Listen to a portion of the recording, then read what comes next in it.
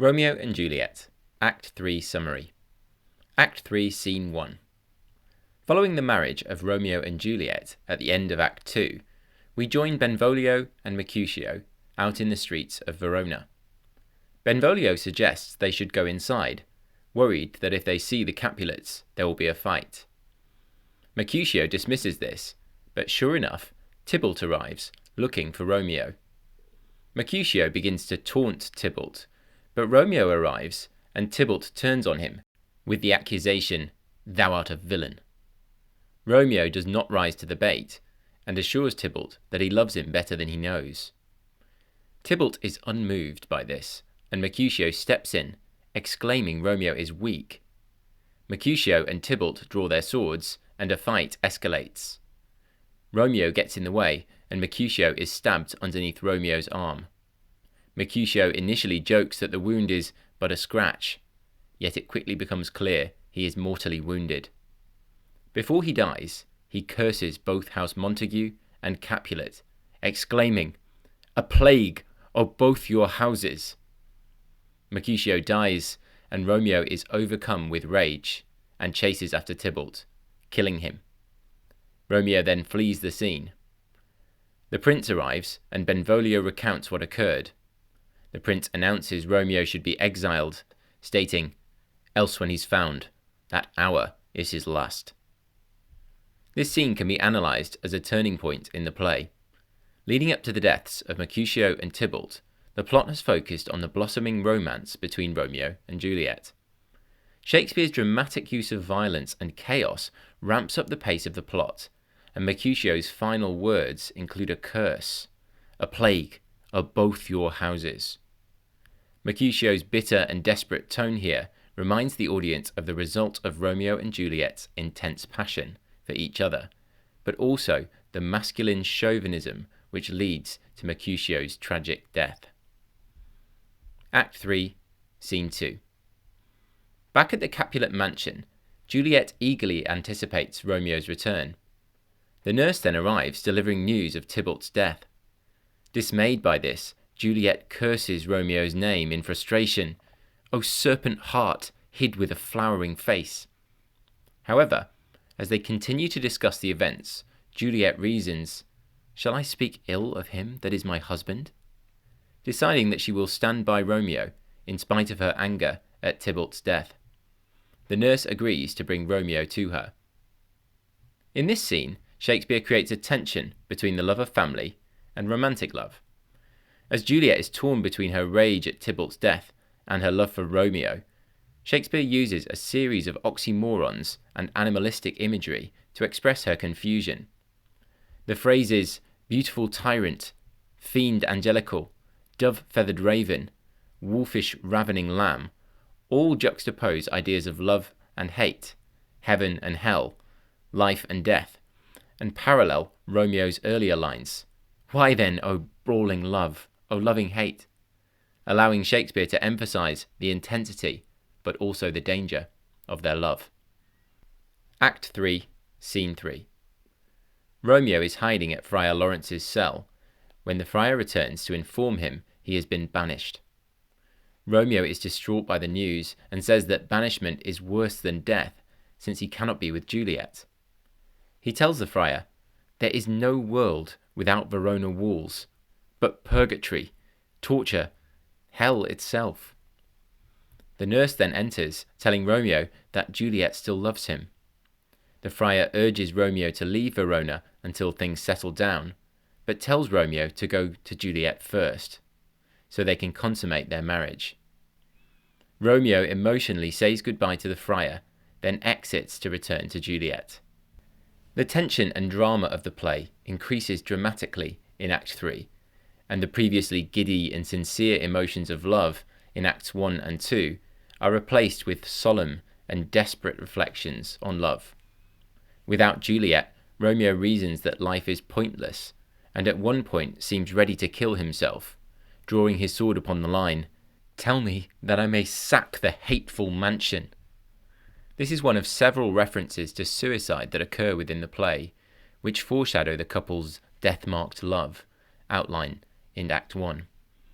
Shakespeare seems to comment that young love is a bright but deadly fire which consumes as much as it lights.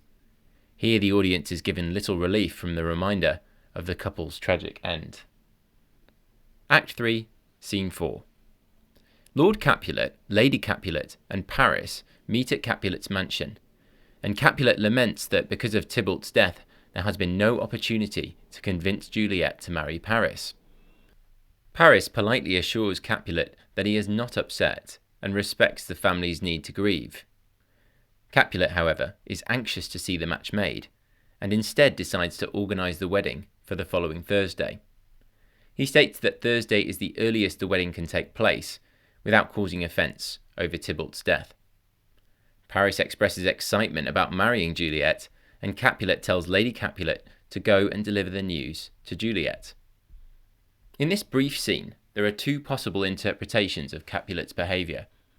Firstly, it is possible that his hasty change of heart regarding Juliet being too young to marry Paris could be seen as an attempt to distract himself from the grief of Tybalt's death.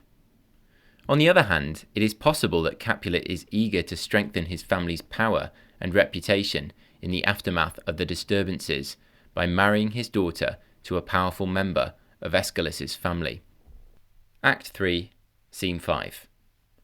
Romeo and Juliet appear on the balcony of the Capulet mansion, having spent the night together. Romeo is anxious to leave, since he has been ordered to flee Verona on pain of death. But Juliet pleads with him to stay, claiming, "It was the nightingale and not the lark that pierced that fearful hollow of thine ear." Romeo reminds Juliet that if he stays, he will be killed, and Juliet quickly changes her mind, instructing him to leave with urgency. The nurse enters and warns them that Lady Capulet is coming, and Romeo returns for one last kiss before exiting. But Juliet is fearful and comments that he appears pale, as if dead at the bottom of a tomb. Lady Capulet enters as Romeo departs, and thinks Juliet is weeping for Tybalt's death. She assures Juliet that there is a plan in motion to have Romeo poisoned. Juliet cleverly says that she wishes she could mix the poison herself.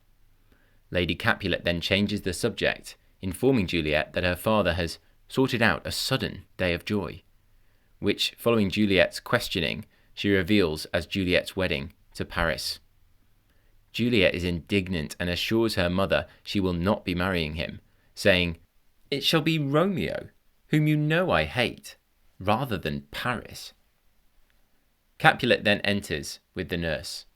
When he is informed that Juliet has refused to marry Paris, he becomes enraged and orders her to attend the church on Thursday, or he will drag her there on a hurdle, which is a cart used to carry traitors to their execution. Juliet begs him to reconsider, but Capulet continues to threaten her and disregard her opinions. Both the nurse and Lady Capulet criticize Capulet for his anger, but he will not change his mind. He exits. Juliet begs her mother to intervene, but Lady Capulet refuses to acknowledge her, commenting, "Do as thou wilt, for I have done with thee." Juliet makes a final appeal to the nurse, but even she encourages Juliet that Paris is a good match. Juliet decides to attend Friar Lawrence's cell, claiming she will go to make confession and to be absolved. Although when the nurse exits, she reveals she is truly seeking the friar's help to get out of the marriage. Juliet states that if there was no solution, she at least has the power to end her own life. "If all else fail, myself have power to die." In the opening part of the scene, Shakespeare presents the conflict of Romeo and Juliet's imminent separation. As Juliet tries to convince Romeo, it is the nightingale that sings, and not the lark, a bird known for singing in the morning. In an interesting character shift, Romeo is presented as more rational than Juliet, and tells her, "Look, love, what envious streaks do lace the severing clouds in yonder east," pointing out the light on the clouds in the distance, which signals the morning. However, the clouds can be read as a metaphor for the winds of change, signalling an end to the joyful part of their marriage, and foreshadowing the struggle and tragic end to come. We must also consider the tempestuous ending to the scene, where Capulet furiously denounces Juliet for refusing to marry Paris. Capulet's language is far from the poetic rhythm and rhyme used in Act 1, Scene 2. Instead, his language is violent, threatening, and accusatory. Shakespeare expresses his indignation at Juliet's refusal using repetition in lines such as, how, chopped logic, and out, you green sickness carrion, out, you baggage, you tallow face. This signals that Capulet, a once careful and controlled speaker, has totally lost control. His behaviour in this scene is predictable, though, considering the patriarchal society in which Shakespeare was writing. As a father, he would expect Juliet to dutifully honour his decision. But with Juliet's final deception, the lie to attend confession to make a plan with Friar Lawrence, Shakespeare shows that not even a father's command can stand in the way of true love.